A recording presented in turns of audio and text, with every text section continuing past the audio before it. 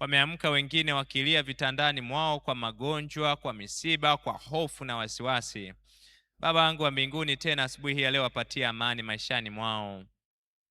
Wapatie tumaini ya kwamba hata katikati ya nyakati ngumu wewe uko pamoja nao, na umewaahidi ya kwamba unawawazia yaliyo mema na unawatakia mafanikio katika maisha yao.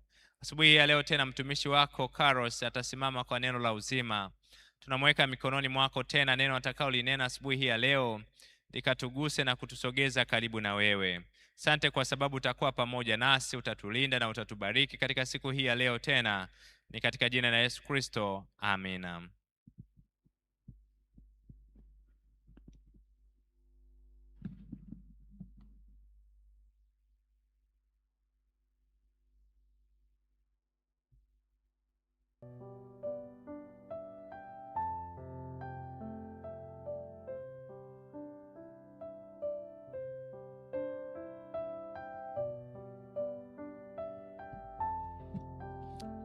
Wapendwa, Bwana Yesu asifiwe. Bwana ni mwema. Tunamshukuru Mungu wetu kutuleta katika hekalu lake asubuhi ya leo, na tunamshukuru Mungu wetu kuturuhusu kuweza kumaliza mikutano yetu ya makambi vizuri. Tulianza tarehe 20 na tukamaliza tarehe 27 siku ya Sabato. Ni historia nzuri sana katika maisha yetu kwamba tumemaliza mwaka na kuanza mwaka mpya wa Kiadventista. Karibuni sana asubuhi ya leo katika vipindi vyetu, mwendelezo wetu wa masomo ya kila siku asubuhi na ibada ya kila siku asubuhi ya Sunrise Blessings. Tunaye ndugu yetu Mr. Boaz atakuja kutuongoza kwa wimbo mmoja asubuhi ya leo, na baada ya hapo mwinjilisti Carlos Albert atasimama kwa ajili ya neno la uzima asubuhi ya leo. Katika wiki hii tutembea na kichwa kinachosema hakuna Mungu anayeweza kukuokoa kama huyu. Hakuna Mungu anayeweza kukuokoa kama huyu. Mzee wetu wa kanisa, mzee Zayoga, ametoka hapa kwa ajili ya na ametuletea somo la kesha la asubuhi. Basi karibuni sana wote muweze kubarikiwa pamoja nasi. Mnatufuatilia kutokea mbali, napenda kuwakaribisheni wote. Jisikieni kwamba mko katika sehemu sahihi kwa ajili ya kumwabudu Mungu wetu asubuhi ya leo. Karibuni tujumuike pamoja.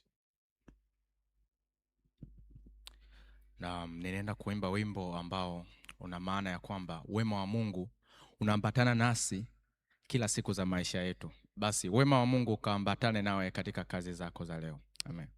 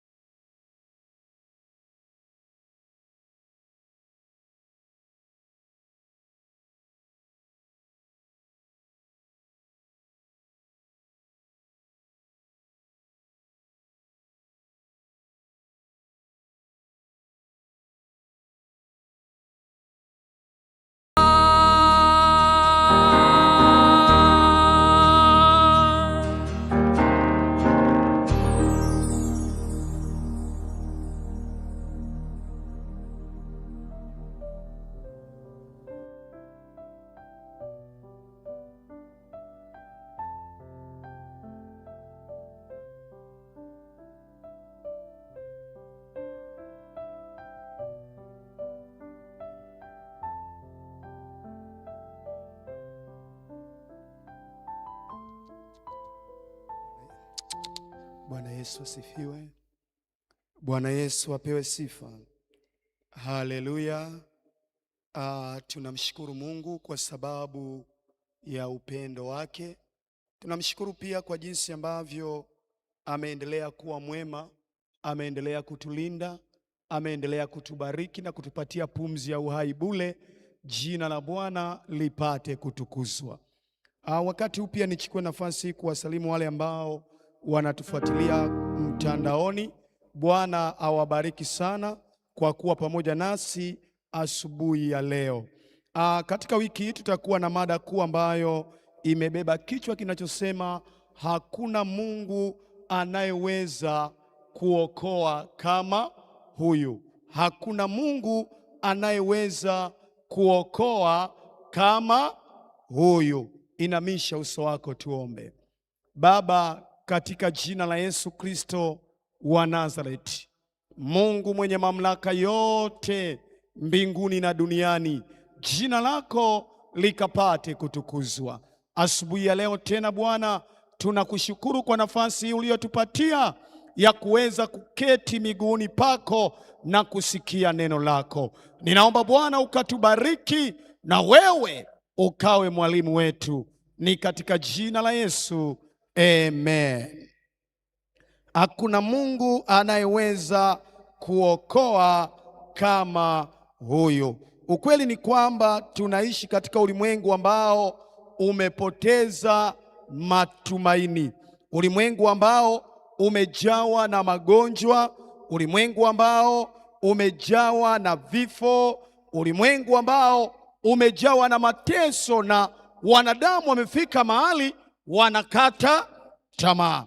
Na utagundua ya kwamba haya mabaya ambayo yameupata ulimwengu kamwe hayakuwa mpango wa Mungu, na kamwe Mungu apendi kuona mwanadamu akiteseka, apendi kuona mwanadamu akiumia. Kwa hivyo maumivu na mateso kamwe haukuwa mpango wa Mungu. Ndiyo maana Biblia inasema katika kitabu cha Maombolezo sura ya 3, Maombolezo sura ile ya 3, kitabu cha Maombolezo sura ya 3 na mstari wa 31 mpaka wa 33. Biblia inasema, kwa kuwa Bwana hatamtupa mtu hata milele, maana ajapomhuzunisha atamrehemu kwa kadri ya wingi wa huruma zake, maana moyo wake apendi kuwatesa wanadamu wala kuwahuzunisha. Bwana asifiwe. Kwa hivyo Biblia inatuambia ndani ya moyo wa Mungu apendi kuona wanadamu wakiteseka, wala apendi kuona wanadamu wakihuzunika. Kwa hivyo wakati mwanadamu anapohuzunika, moyo wa Mungu unaumia. Anapoona unapitia magumu katika ndoa yako, unapitia magumu katika afya yako, unapitia magumu katika kazi zako, moyo wa Mungu unaumia, maana yeye apendi kuwatesa nani? Wanadamu, wala apendi kuona hawa wanadamu wakiteseka. Bwana asifiwe. Bwana asifiwe. Kwa hivyo hii inaanza kutupa picha ya kwamba magonjwa na mateso hayakuwa katika mpango wa Mungu. Na utagundua ya kwamba ukweli ni kwamba magonjwa, mateso, vifo na maumivu ambayo tunapitia leo ni matokeo ya uamuzi mbaya wa wazazi wetu wa kwanza ambao waliamua kutomchagua na kumwamini nani? Mungu, wakamwamini yule adui. Na kama matokeo ya dhambi kuingia ulimwenguni, leo tunalia, leo tunakufa, leo tunaumia. Lakini nataka nikwambie katika wiki hii ya kwamba kamwe haukuwa mpango wa Mungu, na Mungu huyu amekusudia kutuokoa. Bwana asifiwe. Bwana asifiwe. Mungu amekusudia kutuokoa. Katikati ya changamoto na maumivu tunayopitia, katikati ya vilio ambavyo tumekuwa tukivipitia katika maisha yetu, katikati ya dhambi ambayo imekuwa ikitutesa na kutawala maisha yetu, ndipo sauti ya upendo, sauti ya matumaini inasikika katika Zaburi ya 68 na mstari wa 20.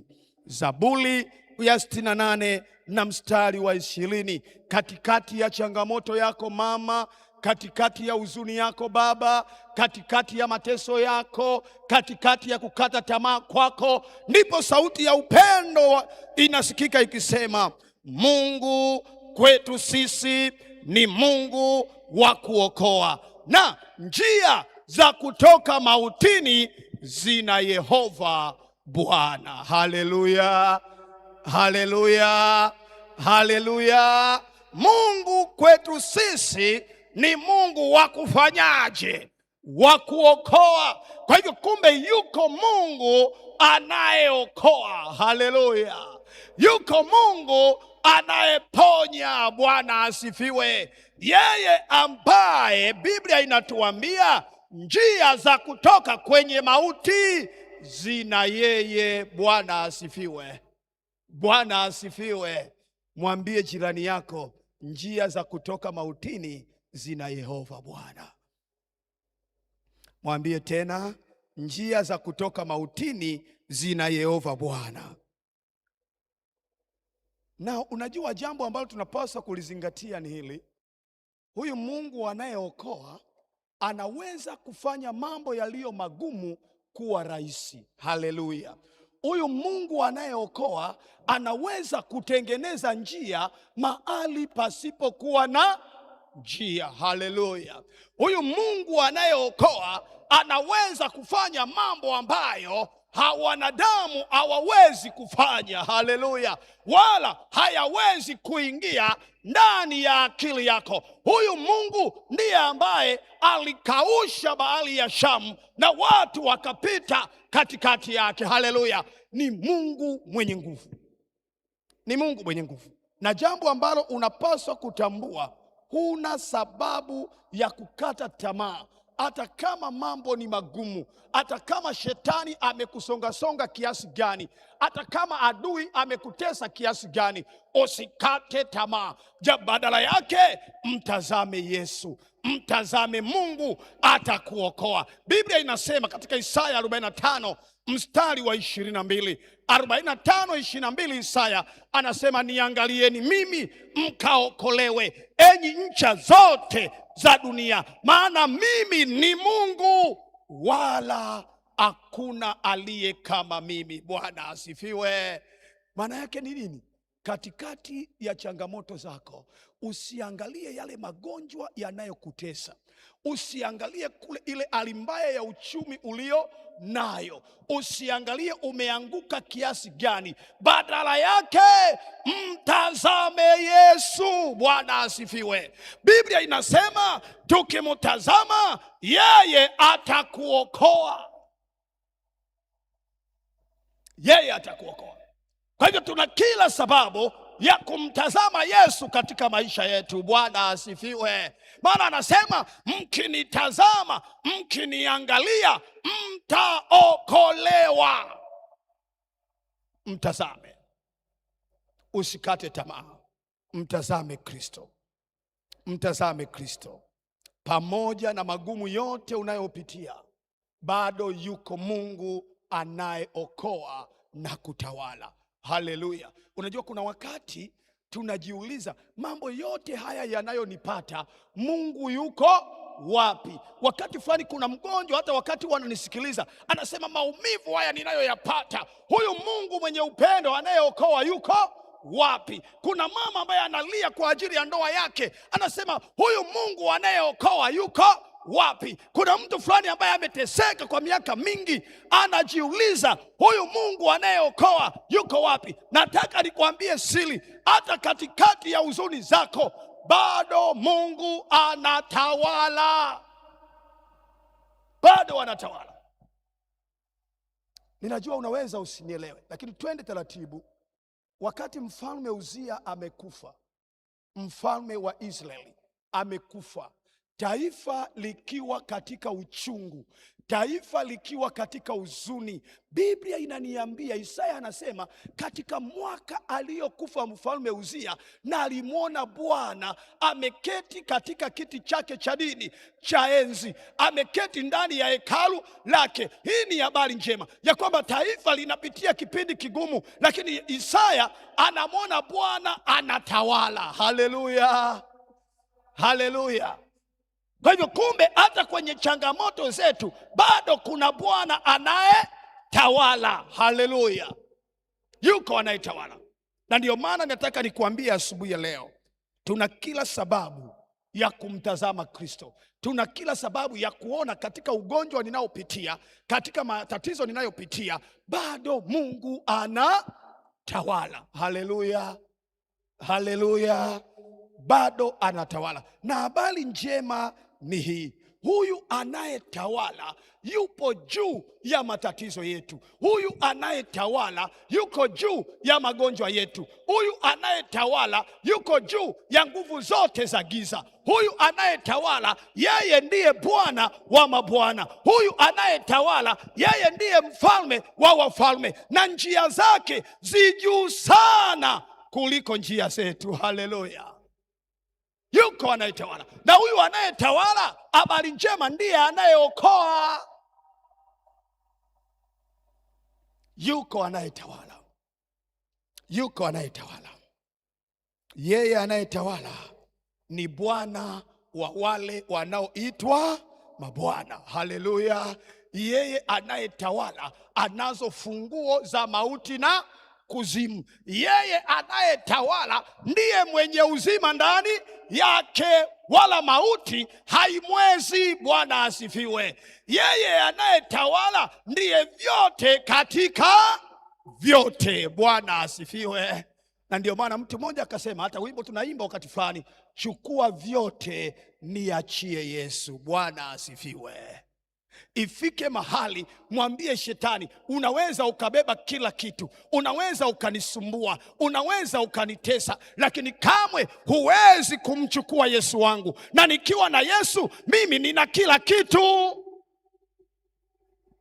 Kwa hivyo yuko Mungu anayeokoa na kutawala. Jambo la kuzingatia ni hili, tambua ya kwamba njia za Mungu ziko juu kuliko njia zetu.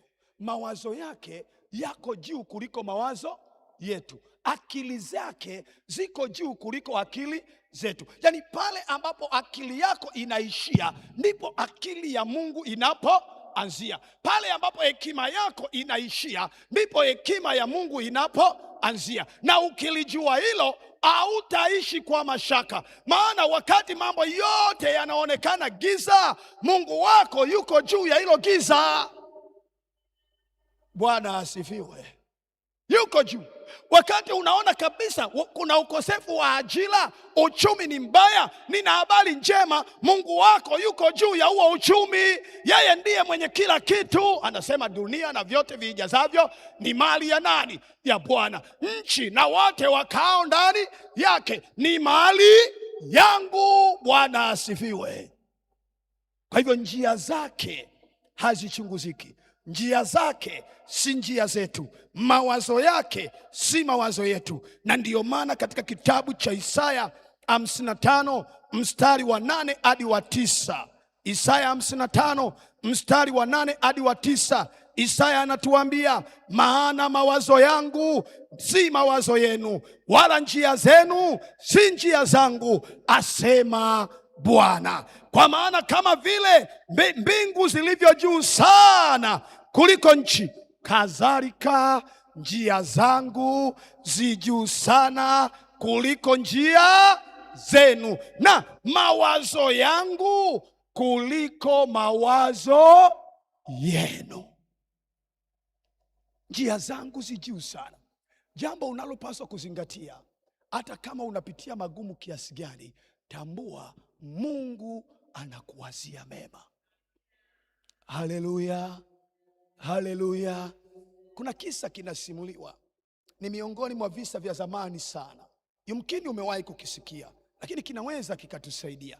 wakati naingia tu kwa kanisa hili, moja kati ya visa ambavyo nilisimuliwa ni hiki kisa cha mwinjilisti wa vitabu ambaye alikuwa amekwenda kuhubiri injili kwenye eneo la Wamasai, na alikuwa amebeba vitabu vyake kupeleka katika hilo eneo. Na unajua alipokuwa kule, Wamasai walipomwona, sijui ni wa wapi, mimi sijui, ila jua tu ni Wamasai. Haleluya. Wakaamua kumfukuza, na kumfukuza kwao hakukuwa kwa kawaida. Walitaka wamkamate ili wamuue. Huyu mama alikuwa ni mama akaanza kukimbia, akakimbia. Wakati anakimbia, wale watu nao wanafanya nini? Wanamfukuza. Mama akakimbia, na baadaye akafika mahali kuna mti mkubwa. Mama akaamua kupanda juu ya mti, na alipokuwa amepanda juu ya mti, wale Wamasai na wao wakafika, wakawa chini ya mti. Na unajua wakaamuaje? Wakasema kama yeye amepanda juu ya mti, wacha sisi tukate mti.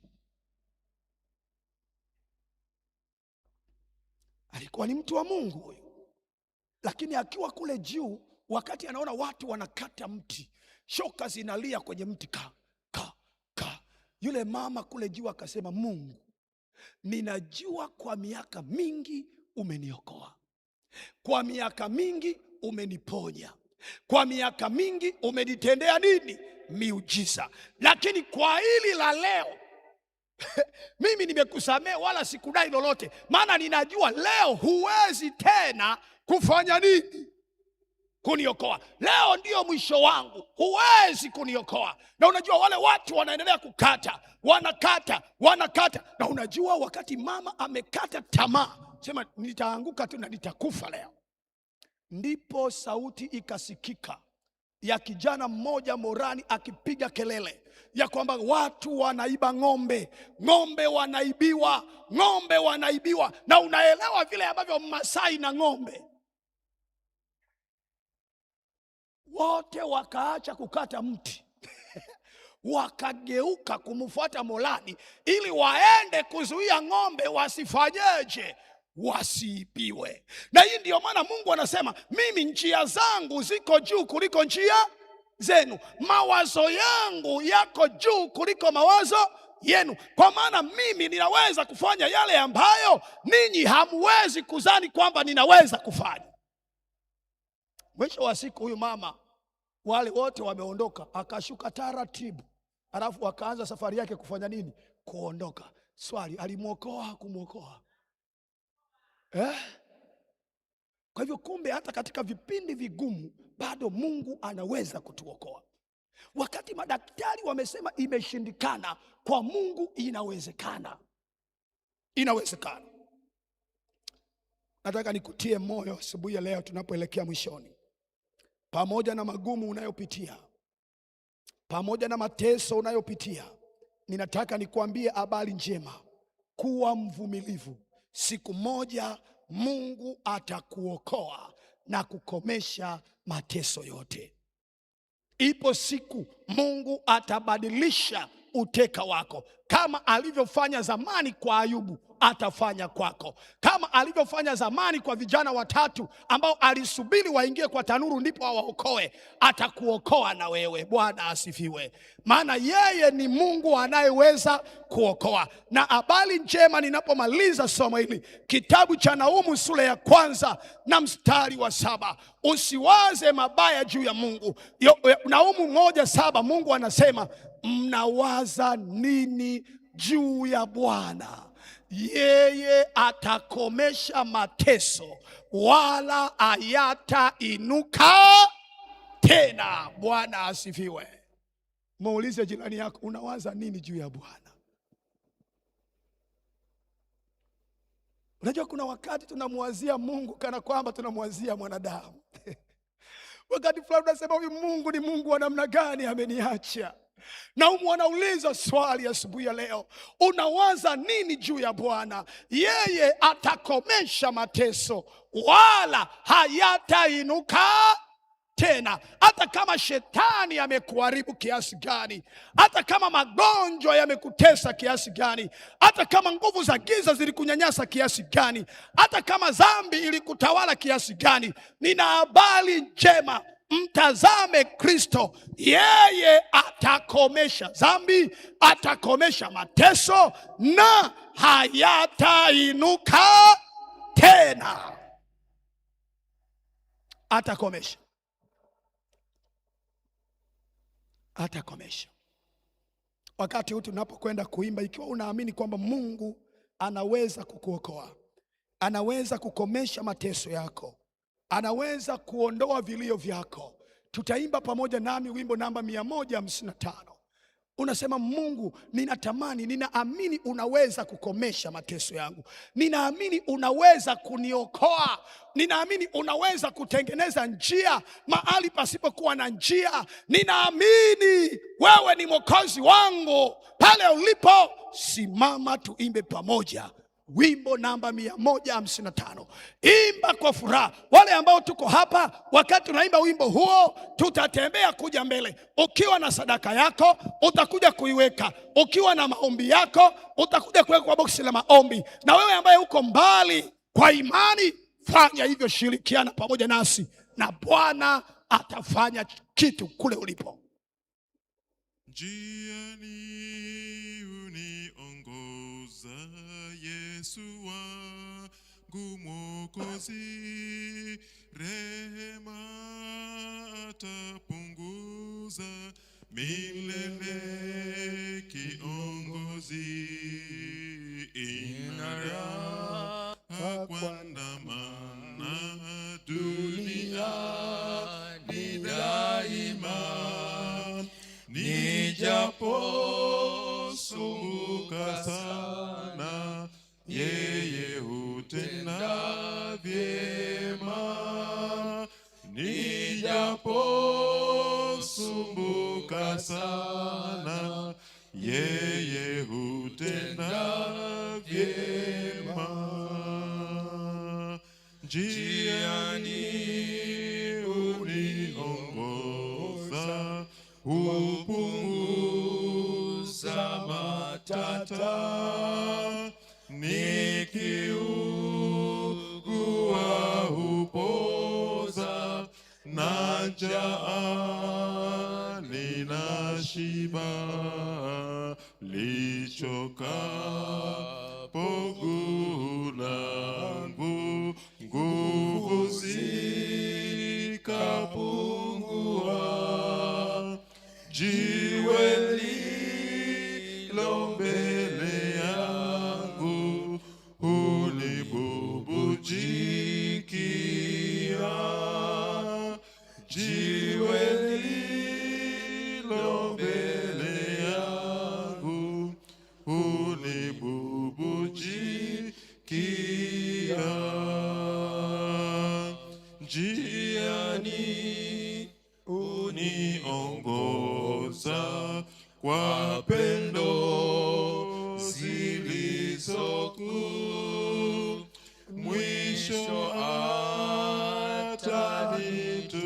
atanituliza kwake Baba yangu juu, nikivikwa kutokufa, nikae na Mwokozi,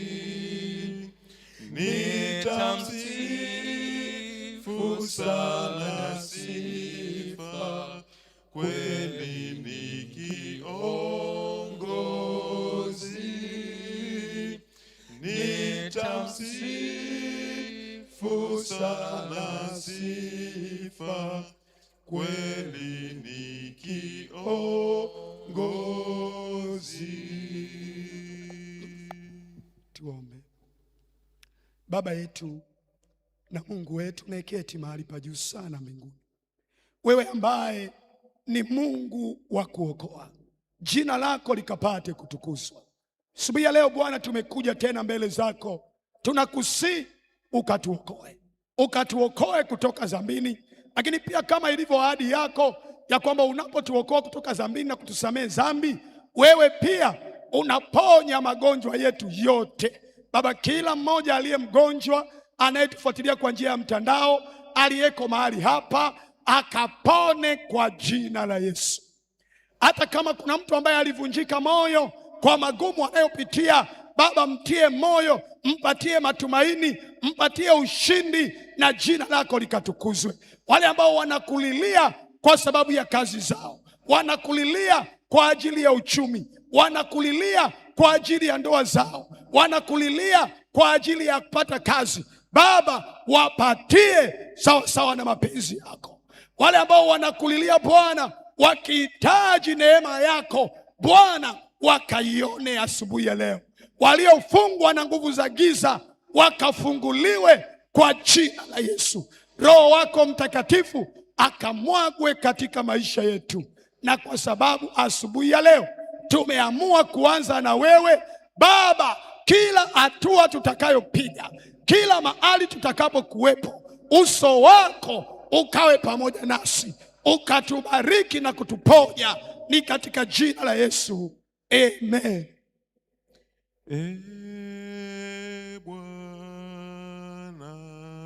Bwana, naomba niongoze njia yako iwe wazi, kwa kuwa wewe peke yako unaniweka salama.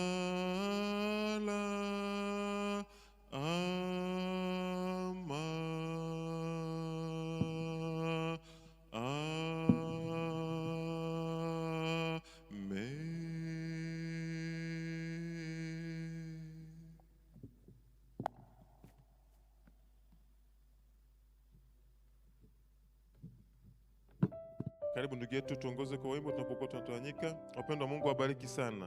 Karibuni tena asubuhi kesho kwa ajili ya kuja kuendeleza na mafundisho haya asubuhi na ibada hii.